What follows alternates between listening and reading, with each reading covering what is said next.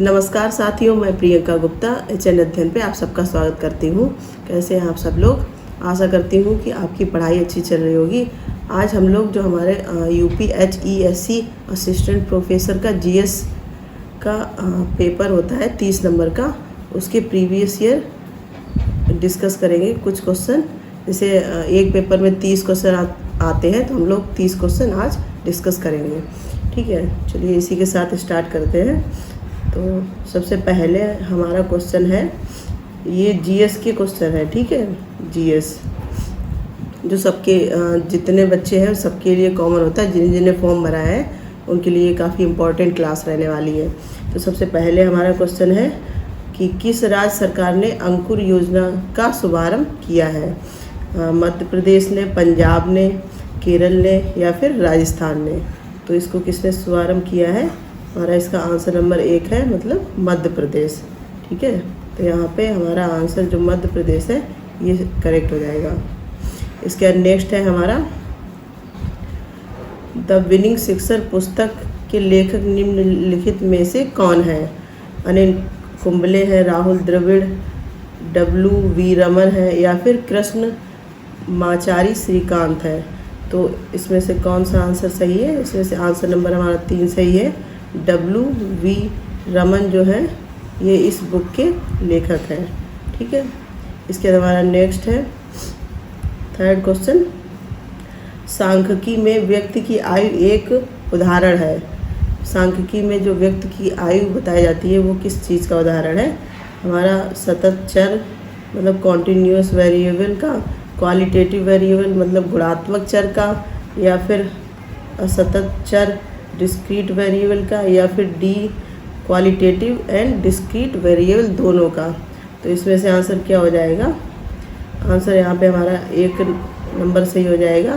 कौन सा?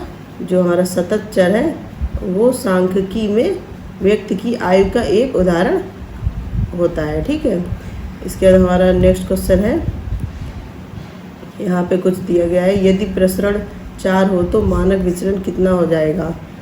यहाँ तो कितना हो जाएगा? 2 हो जाएगा, या फिर एवरेज मीन इसका 2 हो जाएगा, या 8, 16, तो कितना हो जाएगा? ये 2 हो जाएगा। हमारा आंसर नंबर 1 यहाँ पे ठीक हो जाएगा। ठीक है, 2।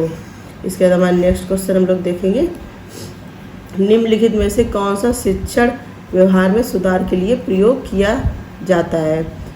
स्वानुदेशन किया जाता है, सूक्ष्म शिक्षण, कक्षा कक्ष अंतरक्रिया या फिर पैनल डिस्कशन? क्या पूछा गया? शिक्षण व्यवहार में सुधार के लिए क्या उपयोग किया जाता है? तो यहाँ पे कौन सा आंसर सही हो जाएगा? जो हमारा B आंसर है वो सही हो जाएगा। मतलब हमारी जो माइक्रो टीचिंग होती है वो जो हमारा शिक्षण में सुधार के लिए किया जाता है। ठीक है, इसके हमारा नेक्स्ट क्वेश्चन है, वस्तुनिष्ठ परीक्षण की विशेषता क्या है? मतलब ऑब्जेक्टिव टेस्ट का एक कैरेक्टरिस्टिक बताना है। विश्वसनीयता, इसके बाद नेक्स्ट है वैधता, आत्मनिष्ठता। तो क्या है यहाँ पे? D ऑप्शन क्या है? Reliability and validity both. तो कौन सा हो जाएगा आंसर? आंसर हमारा D सही हो जाएगा। इसके बाद हमारा नेक्स्ट क्वेश्चन है, निम्नलिखित में से कौन केंद्रीय प्रवृत्ति नहीं है? ठीक है, मध्यमान नहीं है, मध्यिका, बहुलक या फिर विस्तार? तो इसमें से कौन हो जाएगा? हमारा जो D आंसर है, मतलब हमारा जो विस्तार मतलब जो हमारा रेंज होती है वो हमारी केंद्रीय प्रवृत्ति नहीं होती है। ठीक, इसके बाद नेक्स्ट हमारा क्वेश्चन है कि पहला ईमेल किसने भेजा था? टिम बर्नर्स ली ने भेजा था, रेमंड सैमुअल टॉमलिंसन ने भेजा था, स्टॉक पामैन ने भेजा था, या चार्ल्स बेबेज ने भेजा था? तो इसमें से कौन सा करेक्ट हो गया? इसमें हमारा आंसर नंबर 2 करेक्ट हो गया। जो रेमंड सैमुअल टॉमलिंसन है इन्होंने सबसे पहला ईमेल भेजा था। ठीक, इसके बाद है जंक ईमेल को निम्नलिखित में से किस एक के को, मतलब जंक ईमेल जो होता है उसको किस और नाम से जाना जाता है? स्पैम के नाम से जाना जाता है, स्पूल के नाम से, स्पूफ के नाम से, या फिर आउटबॉक्स के नाम से? तो इसमें क्या हो गया? आंसर A स्पैम के नाम से जाना जाता है। इसके अलावा नेक्स्ट क्वेश्चन है, एक डिस्क को ट्रैक एवं सेक्टर में बांटने की प्रक्रिया कहलाती है। अलॉटिंग कहलाती है, फॉर्मेटिंग कहलाती है, क्रैशिंग कहलाती है, ट्रैकिंग कहलाती है। तो क्या कहलाती है? ये आंसर बी मतलब फॉर्मेटिंग कहलाती है। इसका नेक्स्ट हमारा है, कंप्यूटर हार्ड डिस्क का आविष्कार निम्नलिखित में से किसने किया था? तो सबसे पहले है रेनॉल्ड बी जॉनसन ने, पी जॉनसन ने, एडवर्ड जॉनसन ने या बी जॉनसन ने। तो किसने किया था? आंसर नंबर 1 जो हमारे रेनॉल्ड बी जॉनसन है, इन्होंने इसका आविष्कार किया था। इसका नेक्स्ट है हमारा गूगल स्कॉलर क्या है? मतलब जो गूगल स्कॉलर जहाँ पे रिसर्च से संबंधित चीज़ें सर्च की जाती हैं उसको क्या बोलते हैं? पब्लिशिंग टूल होता है, वेब ब्राउज़र बोलते हैं, या फिर ऑपरेटिंग सिस्टम, या फिर वर्ड प्रोसेसिंग पैकेज। तो क्या है इसमें से? आयोग ने जो आंसर दिया था उसके सबके बोनस नंबर दिए थे, क्योंकि जो हमारा गूगल स्कॉलर है वो एक सर्च इंजन है जो ऑप्शन में दिया नहीं गया था, इसलिए। लेकिन गूगल स्कॉलर अगर कभी नेक्स्ट एग्ज़ाम में पूछा जाता है तो क्या होता है? सर्च इंजन होता है। ठीक है। इसका नेक्स्ट हमारा क्वेश्चन है, निम्नलिखित में से किसने कहा पर्यावरण मेरे अलावा सब कुछ है? MC मेहता ने, महात्मा गांधी ने, आइंस्टीन ने, VR कृष्णा अय्यर ने। तो ये बात किसने कही थी? जो हमारे आइंस्टीन हुए थे उन्होंने कहा था ये। ठीक है। इसके हमारा नेक्स्ट क्वेश्चन है, चिपको आंदोलन किसने प्रारंभ किया था? अरुंधति राय ने, मेधा पाटकर ने, इला भट्ट ने या सुंदरलाल बहुगुणा ने। तो ये किसने किया था? चिपको आंदोलन जो हमारे डी यहाँ पे सुंदरलाल बहुगुणा थे, उन्होंने चिपको आंदोलन को स्टार्ट किया था। इसका नेक्स्ट हमारा है, निम्नलिखित में से कौन एक जनसंख्या का लक्षण नहीं है? लिंग अनुपात, जन्म दर, मृत्यु दर, स्तर विन्यास। तो जनसंख्या का लक्षण कौन सा नहीं है? जो डी हमारा हो गया, कौन सा? स्तर विन्यास, जिसको क्या बोलते हैं? स्ट्रेटिफिकेशन। इसका नेक्स्ट हमारा क्वेश्चन है, निम्न में से कौन सा देश तांबा खनिज संसाधन से वंचित है? मतलब जहाँ पे तांबा नहीं पाया जाता है। तो कौन सा हो गया? पेरू, जाम्बिया, पोलैंड, पुर्तगाल। तो इसमें से कौन सा हो गया? हमारा डी आंसर सही हो गया। मतलब पुर्तगाल में तांबा नहीं पाया जाता, ये तांबा से वंचित है।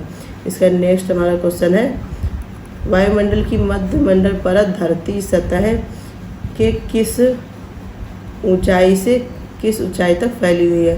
मतलब जो धरती की सतह से वायुमंडल की मध्यमंडल परत होती है उसकी बीच की दूरी पूछी गई है, कहाँ से कहाँ तक फैली होती है? तो 50 किलोमीटर से 85 किलोमीटर तक, या फिर 80 किलोमीटर से 120 किलोमीटर तक, या फिर 400 किलोमीटर से 600 किलोमीटर तक, या फिर 28 किलोमीटर से 45 किलोमीटर। तो इसमें क्या हो गया? जो हमारा आंसर ए है, मतलब 50 से 85 किलोमीटर तक ये फैली हुई है। इसके हमारा नेक्स्ट है क्वेश्चन, भारत में समुद्री मरीन राष्ट्रीय पार्क अवस्थित है? कच्छ की खाड़ी में, सुंदरबन में, चिल्का झील में, मन्नार की खाड़ी में। तो ये कहाँ पे है? जो हमारी कच्छ की खाड़ी है वहाँ पे ये झील राष्ट्रीय पार्क उपस्थित है। ठीक है। इसके बाद नेक्स्ट हमारा क्वेश्चन है, प्रसिद्ध सिद्धन वासल की गुफाएं निम्नलिखित में से किस राज्य में अवस्थित है? तो ये किस राज्य में है? कर्नाटक, मध्य प्रदेश, उड़ीसा या फिर तमिलनाडु में। तो ये कहाँ पे है? तमिलनाडु, मतलब आंसर नंबर डी। ठीक है।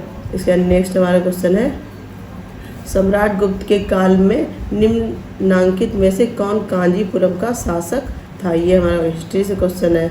हस्तिवर्मन था, मंतराज, व्याघराज या फिर विष्णुगुप्त। तो इनमें से कौन हो गया? जो डी मतलब विष्णुगुप्त यहाँ पे तब कांचीपुरम के शासक हुआ करते थे। इसका नेक्स्ट है हमारा, साइलेंट वैली एक सदाबहार उष्णकटिबंधीय वन निम्नलिखित राज्यों में से किसमें स्थित है? तमिलनाडु, महाराष्ट्र, आंध्र प्रदेश या फिर केरला।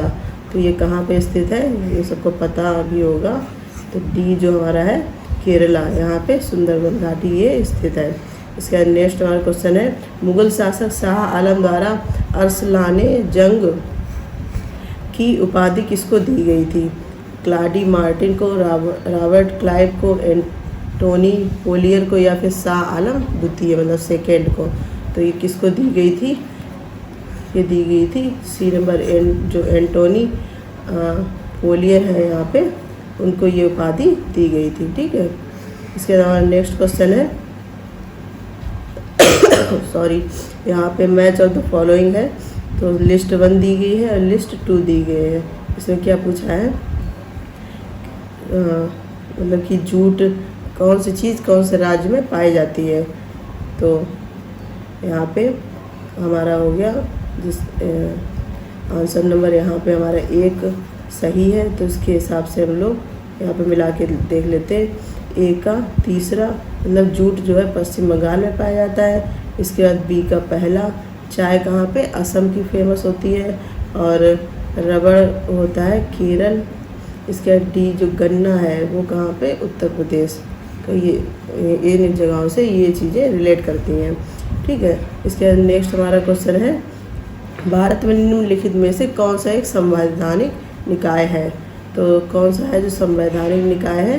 केंद्रीय सूचना आयोग, election commission of India, Bharat निर्वाचन आयोग, या फिर भारतीय रिजर्व बैंक, या फिर विश्वविद्यालय अनुदान आयोग। तो कौन सा है? जो बी है हमारा भारत निर्वाचन आयोग। ये किससे संबंधित है? संवैधानिक निकाय है ये। ठीक है, इसके बाद हमारा नेक्स्ट क्वेश्चन है, सामसिक संस्कृति की गौरवशाली परंपरा का महत्व समझना और उसका परीक्षण करना भारत के संविधान के किस भाग में आता है।